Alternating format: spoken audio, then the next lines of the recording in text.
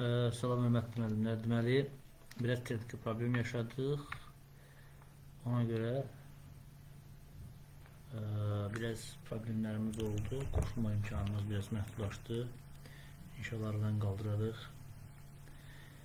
Keçək dərsimizə. Biz keçən dərs elektrik günündən az çox məlumat vermiş olduq. İndi də hal-hazırda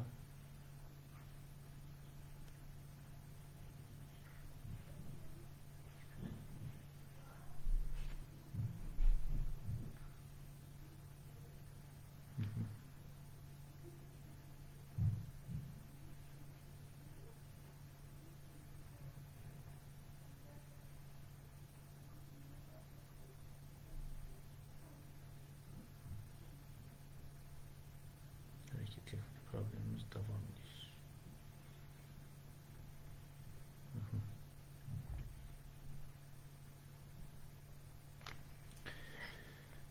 Deməli, bu günləri baxacağıq nəyə? Elektrik tutumu.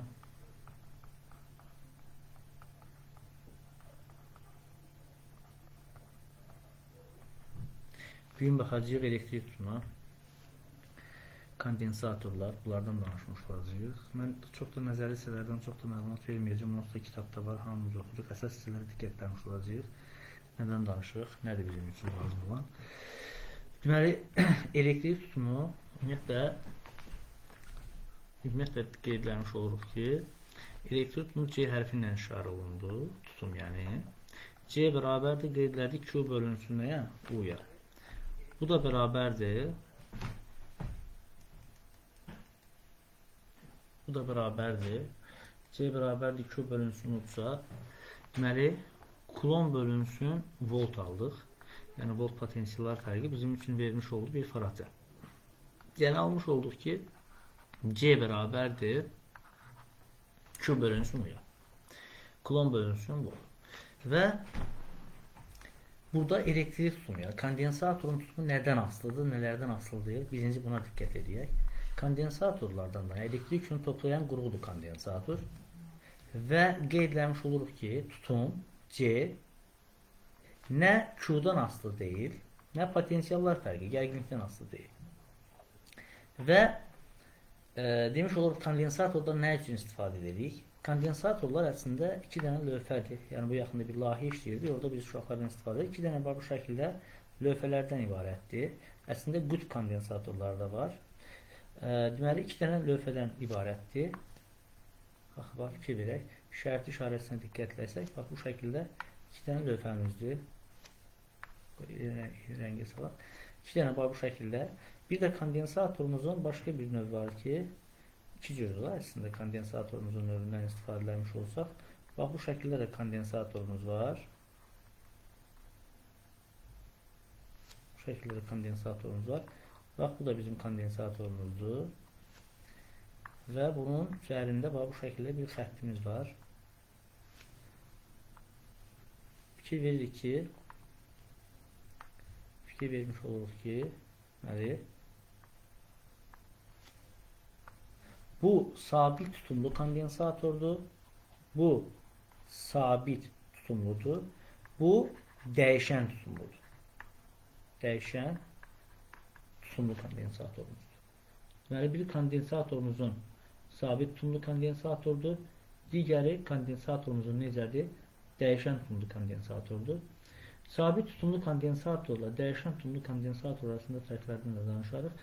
Deməli, bax, fikir verdik indi. Burada diqqət olması məsələmiz. Əsas məsələ. C deməli Q-dan və U-dan asılı deyil. Və bu lövhələrdir. Və yaxşı C kondensatorun tutumu, yəni kondensator elektrik yükünü toplayan qurğudur. Bu yükü toplayıb nə edəcək? Enerjiyə çevirəcək. Hansı enerjiden danışacaq? Elektrik sayəsi enerjiden danışacaq. Və lövhələrdən biri müsbət lövhə, digəri mənfi lövhədirsə, deməli sahə intensiv xəttlərdə müsbətdən mənfi istiqamətə yönələcək. Deməli onlar arasında yaranan gərginlik ilə potensiallar fərqi adlandırılmış olur. Yəni orada yazdığımız U gərginlik bizim potensiallar fərqidir. Və bir məsələni diqqətdən qaçırmayaq ki, sabit cəryan dövrəsinə kondensator qoşmuş olsaq, orada kondensator artıq cəryanı, belə deyək də, elektriklərini topladığı üçün həmin kondensatordan elektrik keçməz. Yəni elektrik keçməyəcək, lampa yanmayacaq deməli. Amma dəyişən tutumda tamam fərqli sistemidir. Və kondensator sistemi İlk dəfə Leyden tərəfindən verildi. Geniş danışmaq istəmirəm bu arada. Nəzərə çəkdi. Əsas biz diqqət edək kondensator özü və yaxşı C nədən asılıdır? C ümumiyyətlə bərabərdir. C bərabərdir. Epsilon S bölünsün 4 pi K vurulsun nədən? D-dən. İndi bax fikir verin. K'nın da qiyməti var idi. K da bilirdik ki özü nəyə bərabər idi? 1 bölünsün 4 pi nə? Epsilon 0. Epsilon 0 elektrik sabiti idi. 8,85 plus 13. Gətirib yerində əvəzləmə eləmiş olsaq, onda almış oluruq ki, epsilon S 4 pi K'nın yerində də 1 bölünsün 4 pi epsilon 0 yazsaq, vurulsun D'sini yazmış olsaq, onda buradan görürük ki 4 pi'lərimiz getdi. Bu epsilon 0 da buradan qalxlara yuxarı qalxmış olur. Deməli, onda aldıq C bərabərdir. Epsilon 0 S bölünsün nədir? D ifadəsini almış olduq. Deməli, kondensatorlar bizim C'miz artıq qeyd edirik ki, bizim C'miz epsilondan və S-dən necə asılıdır? Deməli, epsilondan da S-dən də necə asılıdır? Düz asılıdır. Ancaq lövhələr arası məsafədən D-dən necə asılıdır? Tərs mütənasib asılı olmuş olacaq. Deməli, bu lövhələr arası məsafədən tərs mütənasib asılıdır. Amma lövhənin sahəsi nə qədər çox olarsa, mən hətta uşaqlara da bildirəm ki, bir var bir ovucundan tum dənələrini əlinizdə tutasınız, bir də var 2 dənə əlinizdən tutasınız tum dənələrini. Hansında daha çox tum dənəsi tutma imkanınız var? Təbii ki, 2 ovuc olanda. Deməli, sahə artdıqca onun topladığı yük də artır. Və bir məsələ, əgər lövhələrdən biri 2S, biri S olarsa, bunu da mən özüm təcrübədə sınamışam, yəni aparmışam yəni şəkildə özə bu yaxında. Və biri 2S, biri S sistemi olarsa, o da özünün sahəsi qədər orada elektrik toplayır. Yəni onun kənar hissləri dağılır ətrafda. Yəni bu tip kondensatorlarda var. Yaxında biz enerji ayaqqabılarını dünya məktəbində işləyəndə ona əhli sübut elədik. İndi keçək kondensatorlu sistemi aldıq ki, bax bu vəziyyətdə. Və biz bu kondensatorlar sistemindən danışırıqsa, təbii ki, kondensatorların dövrəyə qoşulmasından danışmış olacaq. Bax, misal üçün, belə qəbul edəyən ki, baxın, misal üçün, bu kondensatorumuzun birini bu şəkildə qoşduq, digərində oxşar şəkildə bunun davamına qoşmuş olduq. Biraz gözümdən qaçan hissələr ola bilər, yəni yoğunam dərsdən çıxmışam olsa. Bax, fikir verin. Bax, bura adlandırmış oluruq C1 kondensatorudur. Bu da C2 kondensatorudur. Çünki kondensatorun lövhələrindən biri müsbət yükdən yüklənib, qəbullanıb, bir də lövhələrindən biri mənfi yükdən yüklənib. İndi onun haqqında da danışaq. Yəni, kondensator sistemindən deyiriksə, ümumiyyətlə, kondensator sistemindən, fikrimizdən çıxdı demədik, misal üçün, bu lövhələrdən biridir, bu da lövhələrdən digəridir. Bax, fikir vermiş olsaq, bax, bu şəkildə. Bu müsbət lövhəmizdir. Bu da bizim mənfi lövhəmizdir. Və sahə intensivlik xətlərinə diqqət etmiş olsaq, müsbət lövhədən hansı tərəfə getmiş olacaq? Mənfi tərəfə getmiş olur da sahə intensivlik xətlərimiz. Və bu sahə intensivlik xətləri gedirsə, bu kondensator arasında sahə intensivlikləri varsa, hər bir nöqtəsi üçün potensiallar fərqi də var. Yəni, bu olan burada yaranan potensiallar fərqindən danışmış olur. İndi bax, fikir verin. Sonra kondensatorun yükünün biri müsbət 5Q-dursa, digərinin yükü də nə olacaq? Mənfi 5Q olacaq. Və kondensatorun yükü deyiləndə lövhələrdən birinin yükünün mütləq qiyməti, yəni modul qiyməti götürmüş olacaq. Deməli, bu kondensatorun yükü nə qədər olmuş olacaq? 5Q qədər olmuş olacaq. Bu şəkildə olacaq. İndi keçirik ki, biz kondensatorlar sisteminə dedik ardıcıl birləşdirmiş olduq. Ardıcıl C1 və C2 kondensatorunu ardıcıl birləşdirmiş olsaq, bunlardan keçən elektrik yüklərinin miqdarı. Yəni Q1 bərabərdir bizim üçün nə olacaq? Q2. Deməli, bizim kondensatorun dövrə sistemində ardıcıl qoşmuş olduq. Ardıcıldır. Görürük, bir-birinin əlindən tutublar. Ardıcıldır. Q1 Q2-yə bərabərdir. Yəni bizim Q'muz nəyə bərabərdir? Konstantdır. Sabitdir. Q sabitdir. Onda birinci üçün yaranan potensiallar fərqi, yəni U1 gərginliyi, üstə gələk U2 gərginliyi bizə vermiş olacaq nə? Ümumi U gərginliyini vermiş olacaq. Yəni potensiallar fərqini vermiş olacaq. Və biz bayaqların yazdığımız C bərabərdir Q bölünsün U düsturundan istifadə edərək U-nu tapmış olsaq, U bərabərdir Q bölünsün nə alarıq? C. Gətirib yerində yazmış olsaq, Q1 bölünsün Q1 bölünsün nə? C1 üstə gələk Q2 bölünsün C2 bərabərdir nə olacaq? Q bölünsün C ardıcıl. C ardıcıl.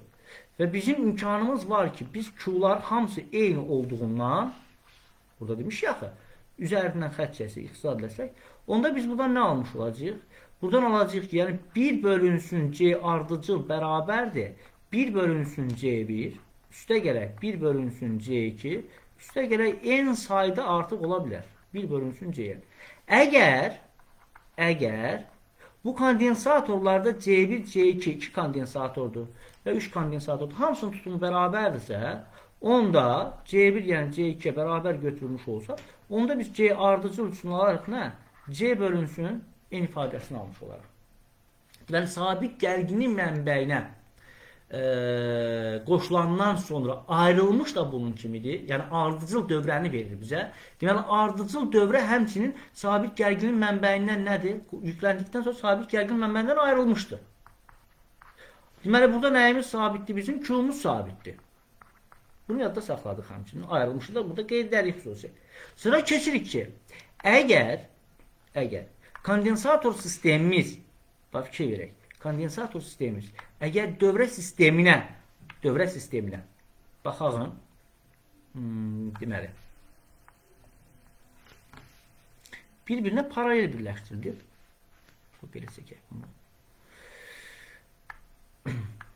Misal üçün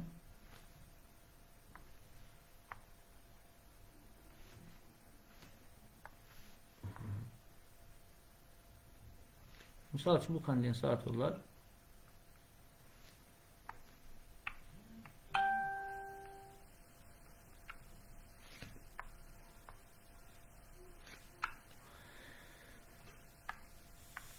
fizika ilə başlayın şu şəkildə. Çünki fizika eksperimental elmdir, yenə deyirəm. Bu yaxında bir məsələ vardı, bunu təcrübə ilə apardıq. Düsturla ödənmədiyi bir, yəni düsturla ödənirdi, təcrübə ilə apardıq, tamam fərqli bir şey aldıq. Çox maraqlı ilərindən aldıq, həqiqətən. Yəni göstərilir, bax fikir verin. Bunlar bir-birdə necə birləşdirilmiş oldu? Necədir? Paraleldir. Yəni buna da C1 kondensatoru dedim, buna C2 kondensatoru demiş oldum. Və burada artıq potensiallar fərqinə baxıram ki, bu dövrə görsü qarşı-qarşıyadır. Necə birləşdirilib? Paraleldir. Deməli, paraleldir. Əgər paralel birləşdirmədən danışıramsa, deməli, bunların potensiallar fərqi, yəni gərginliyi nədir bizim üçün? Sabitdir. Yəni, almış oluruq. Biz keçən multimetrdən yoxlamışıq, yəni, əyani şəkildə də bunu və göstərmiş oluruq ki, birincinin potensiallar fərqi, ikincinin potensiallar fərqinə nədir? Bərabərdir. Amma elektrik yüklərinə baxsaq, topladığı elektrik yükləri Q1 üstə gələk nədir? Q2'ye bərabərdir. Yenə bu ifadədən buradan biz Q'nu tapmış olsaq, Q bərabərdir, C vurulsun nədir bizim üçün? Onda yazırıq ki, C, bax fikir verin, onda yazmış oluruq, Q bərabərdirsə, CU bərabərdir, C1 U1, üzərinə gəlirəm, C2 nəyi? U2'ni. Buradan mənim U'larım nədir? Hamısında eynidir. Onda biz aldıq ki, deməli C paralel bərabərdir. C1 üstə gələk C2 üstə gələk əgər n sayda olarsa C-nə bərabər olar. Yenə əgər C1 bərabərdir C2 olarsa, onda bizim C paralelimiz bərabərdir nə verəcək bizə? N vurulsun C. Bax burada da n nədir? Kondensatorların sayı. Deməli paralel birləşdirilmə nədir? Sabit gərginlik mənbəyinə qoşulmuşdan danışacamsa, bax indi qrafiklər quracağıq, ona görə edirəm. Qoşulmuşdan danışıramsa bundan istifadə eləmiş olacaq. Və bu kondensatorlar nə üçündür? Elektrik yükünü toplayır. Elektrik yükünü toplayıb nə edəcək? Elektrik sayəsini enerjisini çevirir. Və kondensatorlarda boşalma yaranmış olur. Misal üçün biz piyoz elementlərlə bu yaxında işlədiyimiz layihədə bax orada kondensator qoyanda o piyoz elementlərdən istifadə elektrik yükünü toplayırıq. Detektor köprü variantı yığmışdıq. Yəni orada hərəkət elədikcə o enerjilər gəlir orada toplanırdı və detektor imkan vermir ki, körpü dövrəsi olduğundan enerji üçün detektor yarım keçici qurulub bir tərəfli istiqamətdə ötürür axı. Və geri qayıtmır axı, enerji mənbəyi itmir. Və o lampanın daimi şəkildə yanması o idi ki, kondensator elektrik yükünü toplayırdı. Elektrik yükünü toplayandan sonra nanofaradlıq idi. Təbii ki, əsas nanofarad çox kiçik tutumu malik olmalıdır ki, o hərəkət elədikcə orada elektrik yükünü toplasın, sonra başlayır da ötürücü vasitəsindən ötürməyə. İndi gəlin baxaq. Deməli biz elektrik sahəsinin enerjisindən danışırıq. Mən bir qrafik sistemi çəkməyəcəm burada elektrik sahəsinin enerjisindən. Çünki bu ali bir şeydir. Yəni hamımız bilirik. Cu kvadratı bölünsün 2-dir. Bunun yerində yaza bilərəm ki, Q kvadratı bölünsün 2C-dir. Bunun yerində təzədən əvəzləmə aparmış olsam yazaram ki, Q bölünsün nədir? 2 ifadəsini almış oluram. Əgər verilmiş kondensator sözü deyərsə C'miz sabitdir. Əgər bizim C'miz sabit olarsa, yəni bax fikir verək. Verilmiş kondensator C'ni sabit vermiş olarsa, bu zaman belə nəticə çıxardırıq ki, bax fikir verin. Bu iki düstura əsasən, bax bu düstura əsasən, bir də bu düstura əsasən. Elektrik sahəsinin enerjisi gərginlikdən, elektrik sahəsinin enerjisi elektrik yükündən. Deməli, elektrik yükündən də kvadratik asılıdır. Gərginlikdən də necə asılıdır? Kvadratik asılıdır. Kvadratik asılıdır. Və indi bax, diqqət eləyək, biz enerji sıxlığından da bir kəlmə deyək sonra. Enerji sıxlığımız vahid həcmə düşən enerjinin paylanmasıdır. Sıxlıq nədir? Yəni ki, hansısa bir yerə düşmüşəm, belə deyək ki, onun enerjisini, yəni bir kub sahədə enerjinin paylanmasıdır ki, bölünsün V-dir. Və bunun da yerində yazarıq nə? Enerji sıxlığı üçün Joule bölünsün nə? Kubmetr yazmış olsam, omega bizim üçün olmuş oldu nə? Enerji sıxlığı. Enerji sıxlığı. İndi keçirik növbəti hissəyə artıq. Birinci, deməli, sabit gərginlik mənbəyinə qoşduq bunu və sabit gərginlik mənbəyinə qoşduq söhbəti varsa dövrənin artıq paralel olduğundan danışırıq. İndi gəlin birinci dərs başlayaq. Qoşulmuş, qısa yazaq. Qoşulmuş sözü varsa, sabit gərginlik mənbəyinə qoşulub artıq. Deməli, bunun gərginliyi nədir? Sabitdir. Gərginlik sabitdirsə, U-nun D-dən asılılıq hissəsinə baxmış olsaq, əgər bizim U-muz, artıq bizim U-muz, bax ki verək. U aslı deyil.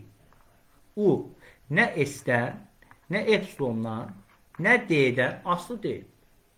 Və bizim yazdığımız ifadədə C bərabərdir Q bölünsün U, o da bərabərdir epsilon 0, S bölünsün nə aldıq? D ifadəsini aldıq.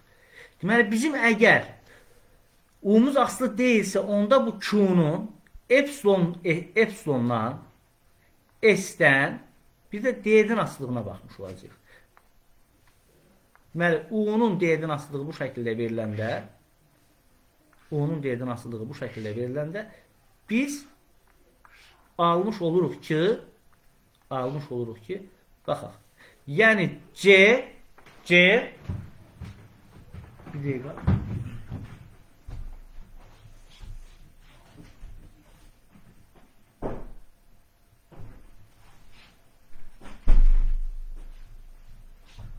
Deməli, C'miz, daha doğrusu Q'muz C'dən necə asılıdır? Düz asılıdır. Q C'dən düz asılıdır. Q'nun düz aslı olduğu kəmiyyətlərdən də, C'nin düz aslı olduğu kəmiyyətlərdən Q da düz aslı olmuş olacaq onda. Q deməli epsilonla da düz aslıdır. S-dən də düz aslıdır. Və Q D-dən necə aslıdır? Artıq tərs mütənasib asılıdır deməli. Və U bərabərdir Y vurulsun D ifadəsinə əsasən, əgər bizə U-muz sabitlik verilibsə, ən çox diqqət olunması məsələ. Yəni bizə bu şəkildə verilibsə, onda elektrik sahəsinin intensivliyi D-dən necə asılıdır? Tərs asılıdır.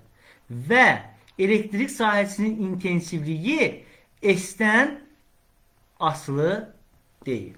S-dən asılı deyil. Sonra keçirik ki, bunun davamlı olaraq, keçirik ki, elektrik sahəsinin enerjisində, istifadə edəcək elektrik sahəsinin enerjisində Cu kvadratı bölünsün nə? 2. C'nin yerində əvəzləmə apardıq ki, epsilon 0 S, U kvadratı bölünsün nə? 2D ifadəsini yazdıq. Onda alırıq ki, yenə almış oluruq ki, elektrik sahəsinin enerjisi, bax fikir verin. Birinci yazaq C'dən. Elektrik sahəsinin enerjisi, elə birbaşa yazıram. Epsilondan. Elektrik sahəsinin enerjisi S-dən. Hamısından necə asılıdır? Düz asılıdır. Elektrik sahəsinin enerjisi və yaxşı D-dən necə asılıdır? D-dən də tərs asılıdır. Yaxşı, bizim enerji sıxlığımız var idi. Omeqamız bərabərdir. Qeydləmiş olduq ki, W elektrik sahəsinin enerjisi bölünsün V. Bu da bərabərdir.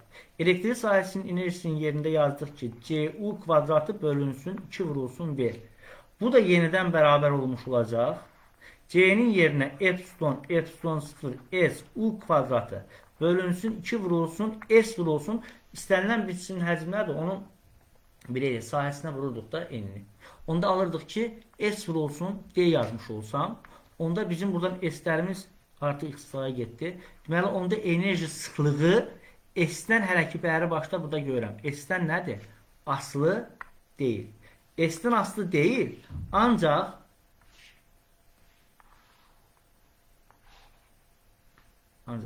S-dən aslı deyil. Enerji sıxlığı C-dən də epsilondan da necə aslıdır? Düz aslıdır. Ancaq enerji sıxlığı D-dən necə aslıdır? S vurulsun D. Bax, S vurulsun D. D-nin birini yemiş ya buradan. C kvadratı vurulsun. Burada D yazsam, onda burada D-nin nəyə yaranmış olacaq artıq? D-nin burada nə idi? Kvadratı. D-nin kvadratından necə aslıdır?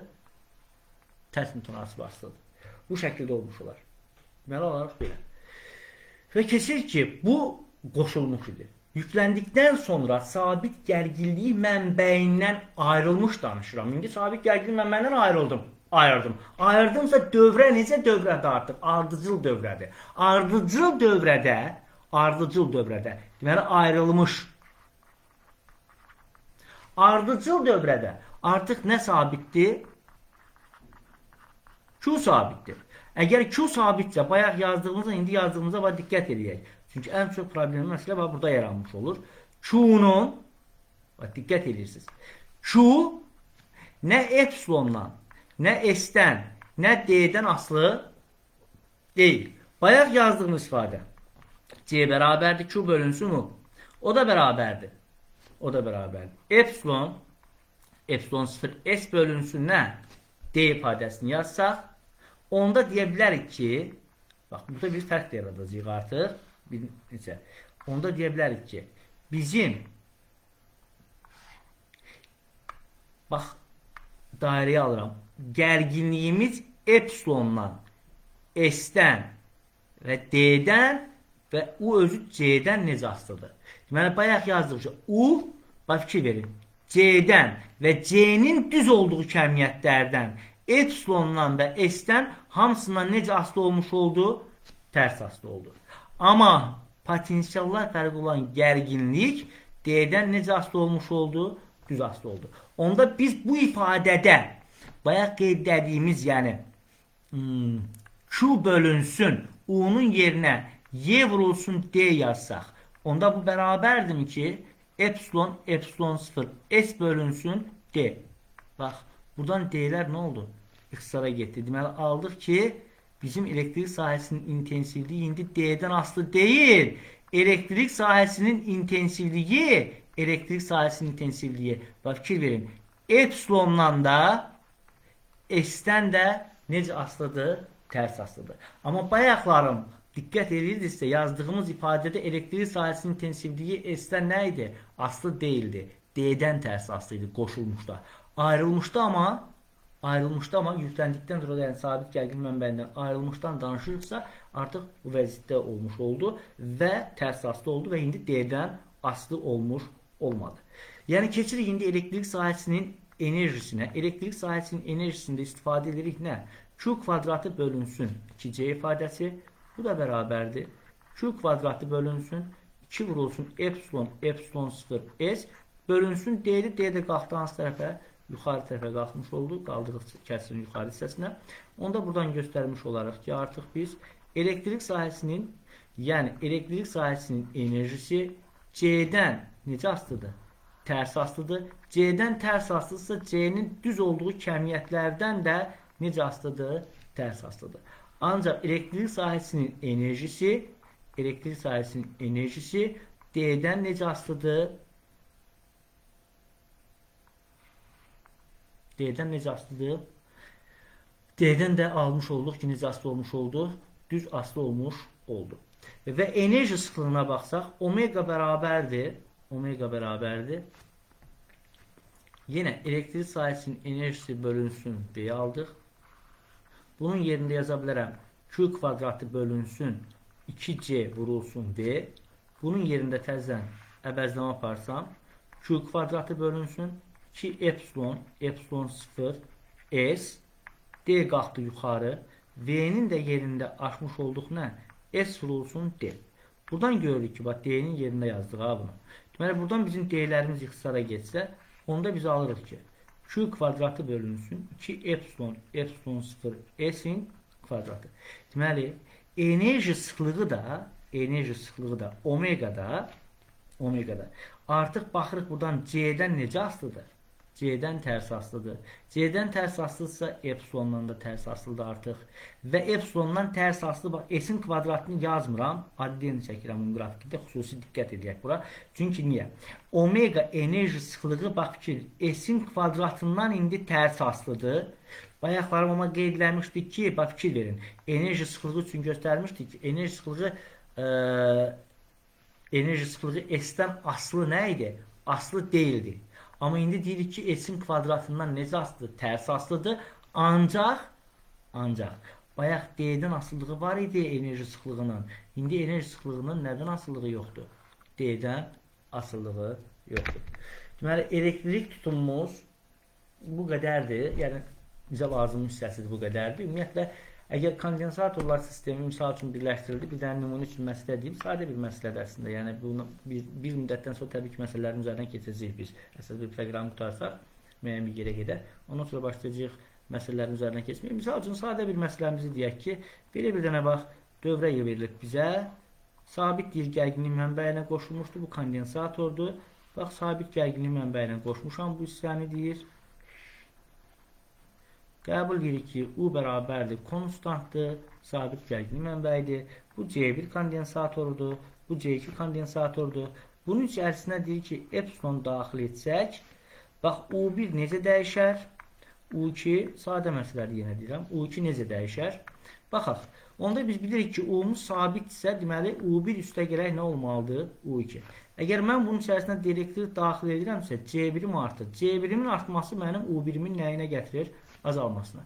Əgər mənim U1'im azalırsa, onda U2'm artmalıdır ki, bu cəm nə qalmış olsun yenə? Bu cəm sabit qalmış olsun. Yəni, bu tip məsələlərdən, biraz fərqli məsələlərdən təbii ki, başlayacaq bir müddətdən sonra izahlar verməyə, işləməyə.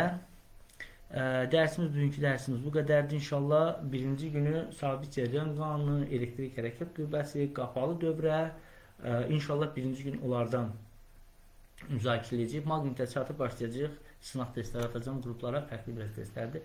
Başlayacaq asıl işləmə. Yenə deyirəm, dibin toplusunu, güvənli testini, kalsium testini işləyən rahatlıqla, ya da qədimi dövrdə var isə 2001-in test toplusu, onu işləyən üçün sertifikasiya imtahanında çox rahatdır. Yəni, heç bir çətin bir şey yoxdur. Hər şey işledilmiş deyil. Yəni, xarici testlərlə işledilmiş deyil. Bunların da bir müddətdən sonra PDF-lərini atacağım xarici testlərini. Çünki bizdə olan bütün kitabların hamısı indi axır vaxtlar Türkiyənin kitablarının tərcüməsidir. Əvvəllər Rusun kitablarının tərcüməsidir. İndi də Türkiyə kitablarının tərcüməsidir. Bu qədər. Sağ olun, minnətdaram. Dərsimiz bu qədərdir. Kimin də yenə nəsə bir soruşacaq bir şey olsa, soruşa bilər, rahatlıqla çəkinməyə bilərsiniz. Sağ olun.